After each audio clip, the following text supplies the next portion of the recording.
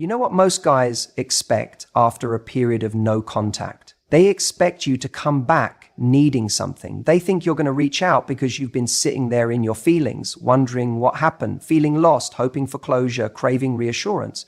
That's what most men are prepared for. That's the narrative they've built in their heads. She'll reach out eventually. She'll ask me why I disappeared. She'll want to know if I ever cared. She'll need answers. And you know what? That expectation is their comfort zone. That gives them control. Because if you come back needing something from them, it confirms the story they've already told themselves, that they still hold the power, that they're still in control of the emotional dynamic. But the move he won't expect is you coming back with nothing to ask for, no begging, no explaining, no emotional deep dive, just stillness, clarity, peace.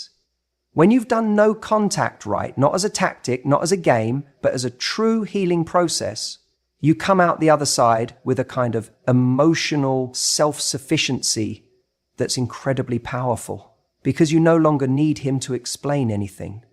You're not looking for a justification. You've already sat with the discomfort.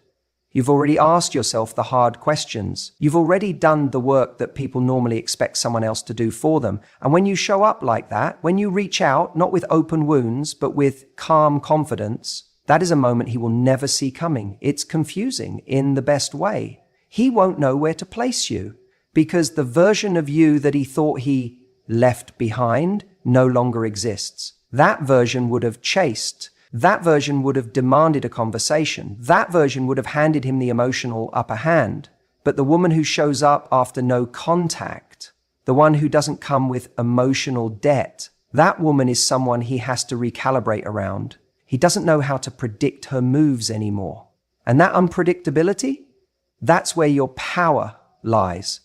You see, most people, not just men, but people in general, rely on patterns. They find comfort in knowing how someone will react. If they ghost, they expect anger. If they pull away, they expect pursuit. If they hurt you, they expect you to either lash out or come back needing resolution.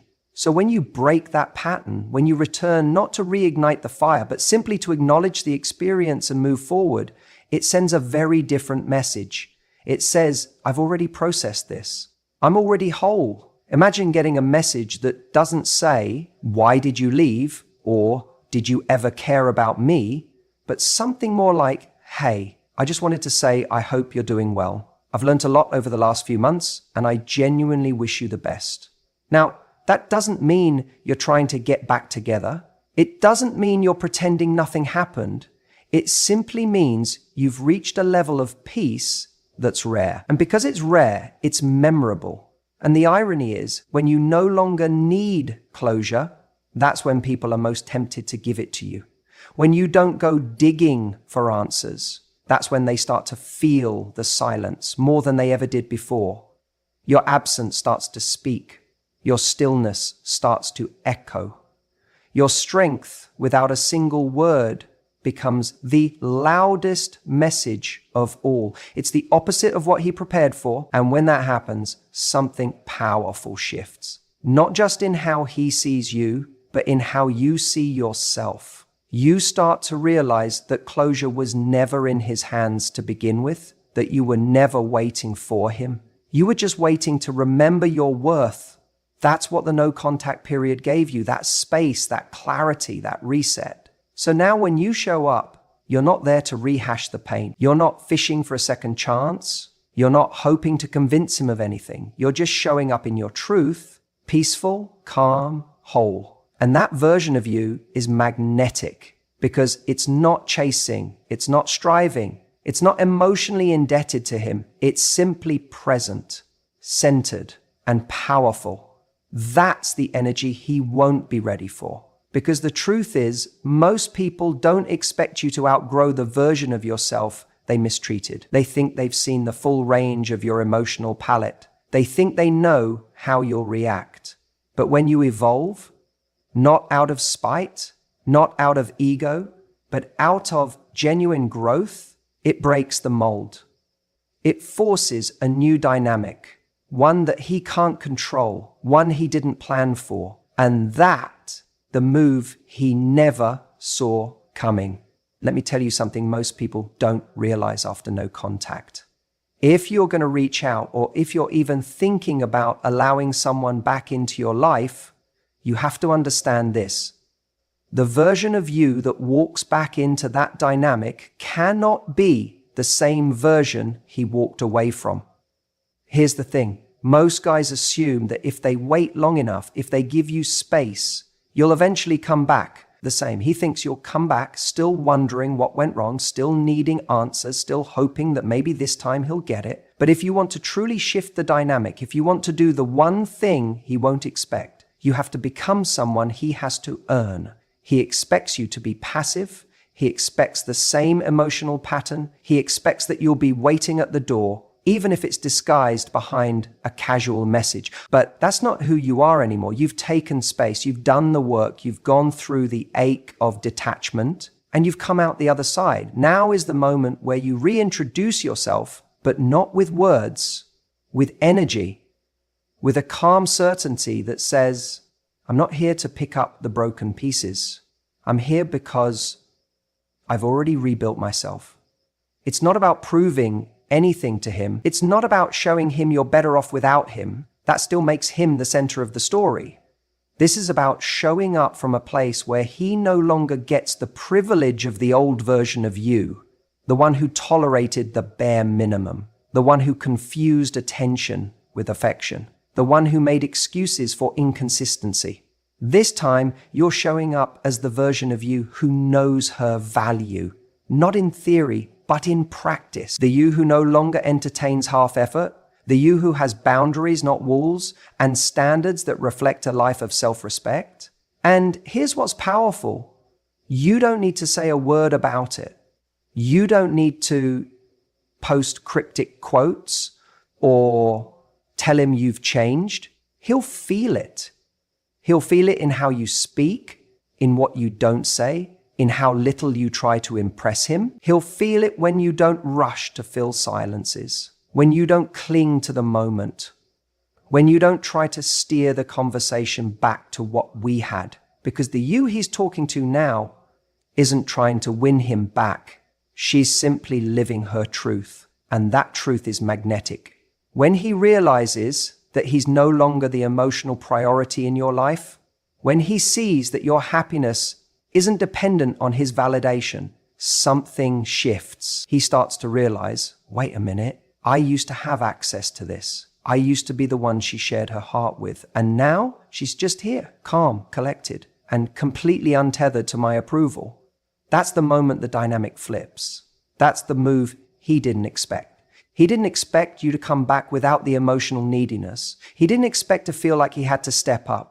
He didn't expect that he'd have to work for your attention again. But that's the difference between someone who's just taking space and someone who's evolving during that space. It's tempting to use no contact as a tactic, as a strategy to get someone back. But when no contact becomes a period of growth, real internal growth, you no longer want what you used to want, at least not in the same way. You don't crave the old version of the relationship. You're not just hoping he'll say all the right things. You're watching actions. You're reading energy. You're tuned into how you feel around him. Does this still align with who I'm becoming? And if it doesn't, you're willing to walk. That's the ultimate shift. When you show up and you're willing to walk away, not because you're angry, not because you're playing a game, but because peace has become your baseline, that's when he knows you're different. And I promise you that difference is undeniable. So the move he won't expect, it's not about saying the right thing. It's not even about reaching out or waiting for him to reach out. It's about who you are when the moment comes. When you finally speak again, whether it's a text, a call, or seeing each other face to face, he's expecting the old you.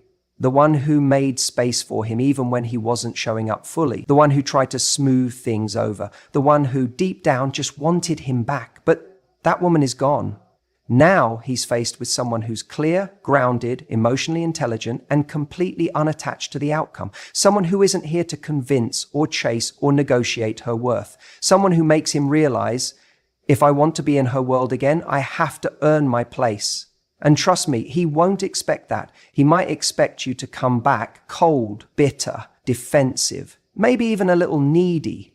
That's the image he has in his mind, because for most people, that's the pattern. After a period of silence, the typical move is to return with emotional baggage. Maybe there's anger still simmering or a hidden hope of rekindling things. Either way, he's expecting something reactive, something that validates the idea that he still has emotional control. But when you come back with peace, when you show up calm, grounded, and radiating self-respect, that's when you completely disarm him. He doesn't expect it because he knows what he left. He remembers the version of you who was trying to make it work even when it hurt.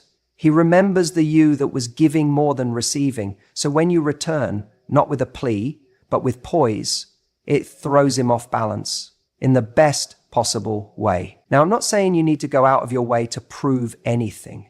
That's the key. You don't prove, you simply are.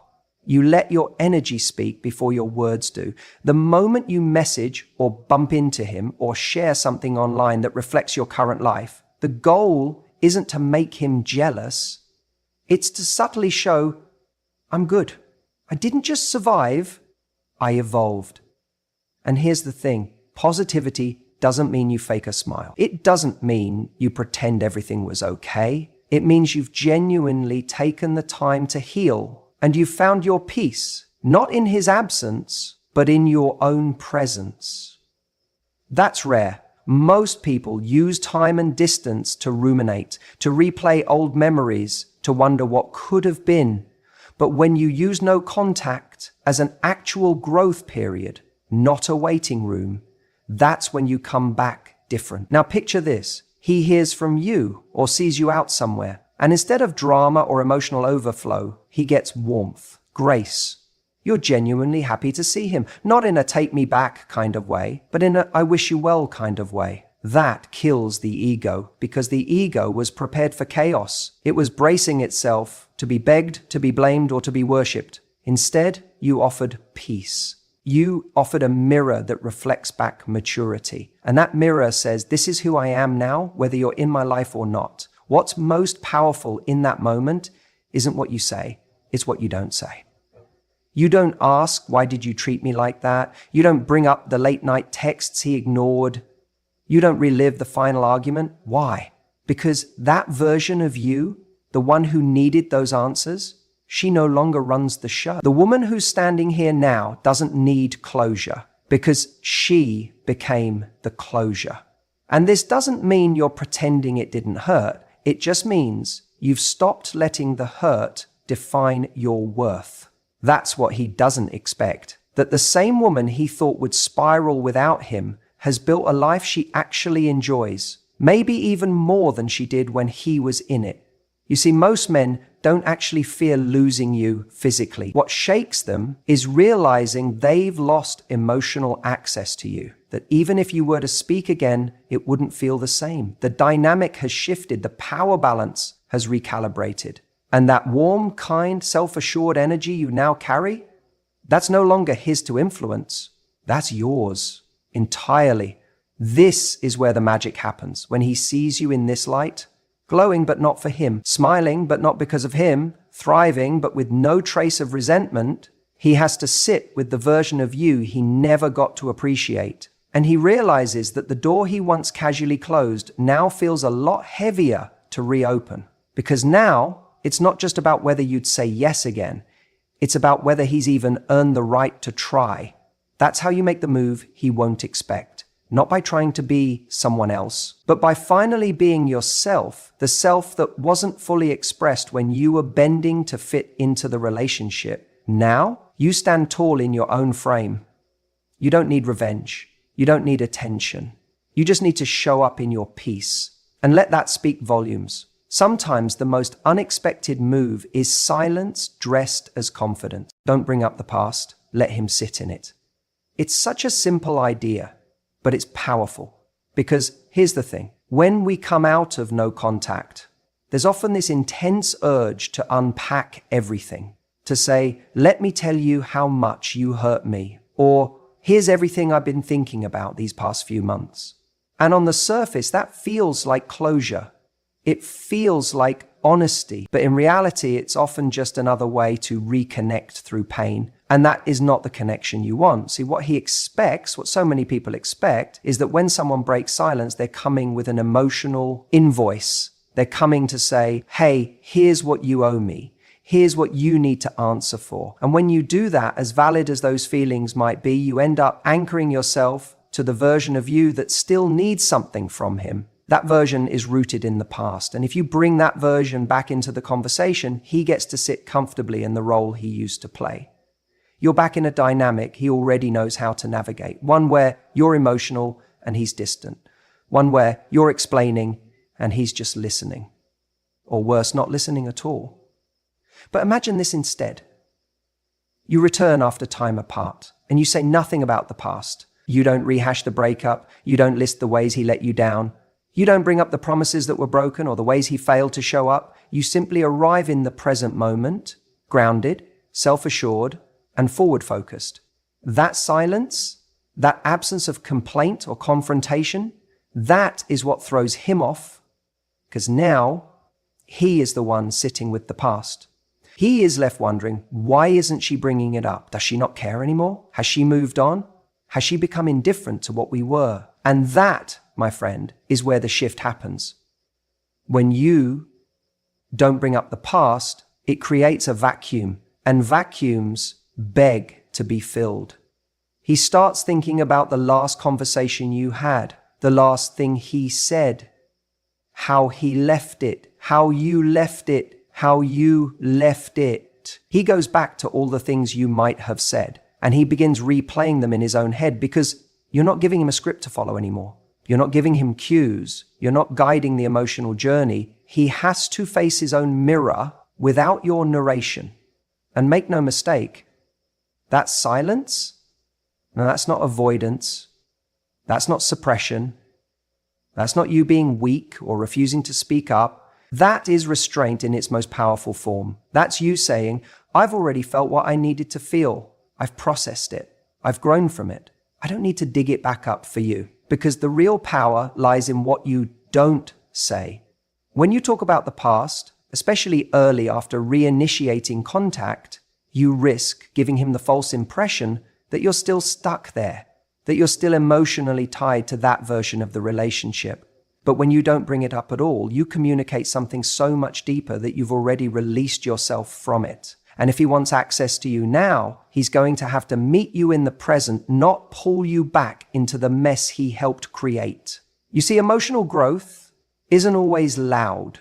It doesn't always announce itself with dramatic monologues or heartfelt confession. Sometimes it's in the way you smile without needing to explain why you're okay. Sometimes it's in the way you let the silence do the talking. He might try to poke at it. He might say things like, you never said how you felt, or I'm surprised you're not more upset. And that's when you get to hold your power, not by jumping back into the narrative, but by simply saying, I've already made peace with it. Full stop. No follow-up, no explanation. It's about emotional minimalism, doing less while saying so much more, because what you withhold can be just as meaningful as what you share. And when a man sees that you're no longer emotionally invested in reliving old pain, he realizes he doesn't have that kind of hold on you anymore. That's where the regret creeps in. That's when he starts to reflect, because you're not trying to make him feel guilty. You're not demanding closure. You're not chasing an apology. You're just done. And when you're done, you're free. You're not tied to who he used to be or who you used to be with him. You're in motion. You're evolving. You've become a woman who doesn't need a conversation about the past to validate the growth she's already lived through. That's what he won't expect. He won't expect the stillness, the calm, the lack of emotional volatility. He won't expect to meet a version of you who doesn't need to win because she's already won within herself. He won't expect you to let him sit in the discomfort of his own reflection while you move forward unbothered and unattached. So don't bring up the past. Let him feel its weight. Let him carry what he gave you to carry. And while he's doing that, you walk forward in peace. That's the real move. You don't need to give a whole monologue about how much you've changed. You don't have to send a long message spelling out how you've healed, evolved, or stepped into a new version of yourself. That's the trap most people fall into, thinking that transformation needs to be announced. It doesn't. In fact, the most powerful changes you'll ever go through are the ones that don't need to be spoken. They're just felt. When someone re-enters your life, especially someone who's used to having a certain level of control over you emotionally, they're not expecting you to show up calm. They're not expecting centered. They're definitely not expecting lightness. They're expecting drama, questions, unresolved emotions. They're expecting to find you in the exact same emotional place they left you in. And when you show up differently, when you walk back in without needing them to validate your worth or even acknowledge the past, that's when they pause. That's when they start questioning their assumptions. Let me tell you something. Showing that you've leveled up is not about changing your hairstyle, getting in shape, or curating a better Instagram feed. That's surface level. That's the version of transformation that people sell you because it's easy to package. But true change, the kind that's magnetic, comes from something much deeper. It's in your energy. It's how you carry yourself. It's how you no longer react to things the way you used to. It's how you don't need closure anymore because you gave that to yourself. That's what catches people off guard. You want to know what really throws him? It's when he reaches out and you're genuinely at peace. Not pretending to be at peace, not putting on a performance, but actually there, in a place where you don't need anything from him anymore.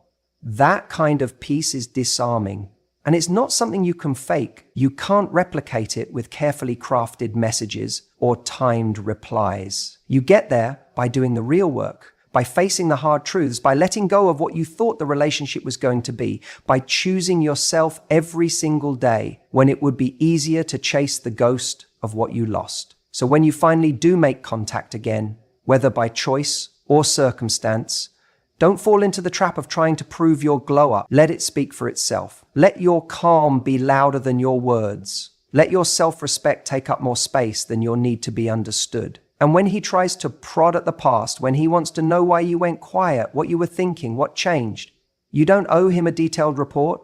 You don't owe him anything that takes you out of the energy you're in now. Because here's the truth. If you've really done the work, you'll realize you're not coming back to the same dynamic. You're not walking into this with the same version of you that once tolerated breadcrumbs, confusion, or emotional inconsistency. You've outgrown the conversations that go nowhere.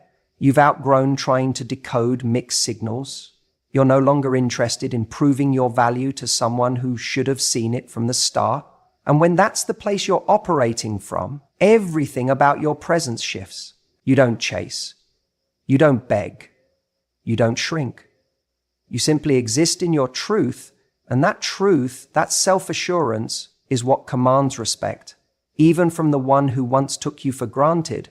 And I know some people worry, what if he doesn't see how much I've changed? But that's the wrong question. The real question is, does it even matter anymore if he sees it? Because if your change is authentic, you'll realize it was never about getting him to notice. It was about you becoming the person who no longer needs his notice. That's the shift. That's the evolution. When your life starts reflecting your standards, your peace becomes your protector, and you stop letting other people's attention define your value. That's what he won't expect. He won't expect you to be whole. He won't expect you to be happy. He won't expect you to be free. And the most unexpected move of all is showing him that your world didn't pause without him in it. That's when everything changes. The most unexpected move you can make after no contact is not running back with your heart in your hands, hoping for something to be different. It's not about throwing the doors wide open and waiting with bated breath for them to walk back in and finally say all the things you've longed to hear. No, the real curveball, the thing that throws someone completely off their game, is when you leave the door just slightly ajar, not flung open like a desperate invitation. Because here's the truth, when someone loses you, when they feel the cold space where your warmth used to be, they expect that if they knock, you'll come running. They expect access. They think she's just one message away. They believe the moment they miss you, you'll be right there, available, waiting, hoping. That expectation is often the foundation of their confidence. But when you go no contact, not as a game, but as a genuine act of self-respect and healing, you send a clear signal. I'm no longer participating in something that wasn't serving me. That silence isn't just empty space. It's powerful. It's you reclaiming your peace. And what comes next matters just as much as that silence. So when the time comes and you reappear, not because you need something, not because you're chasing closure, not because you're secretly hoping they've changed, but simply because you've grown into a new version of yourself, your energy shifts. Everything. What they don't expect is your neutrality. They don't expect to hear calm in your voice. They don't expect kindness that isn't bait. They don't expect the absence of emotional charge, because most people return either with fire or neediness. But you show up cool, composed, complete. You let them feel your absence even in your presence, and then you leave the door just slightly ajar. You're not saying, come in, let's start over. You're not saying, prove to me you've changed. You're simply acknowledging, I've changed. You're no longer who you were when they left. You're not operating from the same script. Your self-worth isn't tethered to whether or not they come back. You can say something like, I genuinely hope you're doing well. Life has shifted a lot for me these past few months, and I feel more like myself than I have in a long time. I wish you well on your journey. That's it. No bitterness, no invitations, no expectations, just peace. And that is incredibly disarming, because people expect drama. They expect resentment. They expect one last argument, one more emotional conversation. They prepare for either resistance or submission, but they rarely expect poise. They rarely expect someone to return from the silence with grace. When you don't fight to be understood, when you don't ask for clarity, when you don't reach for the past with trembling hands, that's when they start to wonder. They wonder who you became without them. They wonder if someone else has your attention. They wonder if you still think about them, if you ever look back. And here's the powerful part. It doesn't matter if they wonder or not, because you're not acting for a reaction. You're living from a place of truth, and that truth doesn't need to be defended. Leaving the door slightly ajar means that if the universe ever does bring them back into your life, it won't be out of obligation or manipulation. It'll be because the foundation is right. It means you're not waiting at the threshold. You're just not bitterly slamming it shut either. You're at peace either way. That kind of emotional maturity is rare. It's attractive. It's magnetic, because it shows you're not afraid of love, but you're not starving for it either. You're not blocking the possibility of something better, but you're not anchoring yourself to something that wasn't working. You're standing in the middle, grounded, unshaken. And if they do come back, you're not welcoming them back into the same dynamic. They'll have to meet this version of you. They have to rise to meet your peace. And maybe they do, maybe they don't. But by then you've already detached from the outcome, because the door was never left open for them. It was left open for life. And that's the move they'll never expect, because it's not about getting them back. It's about getting you back.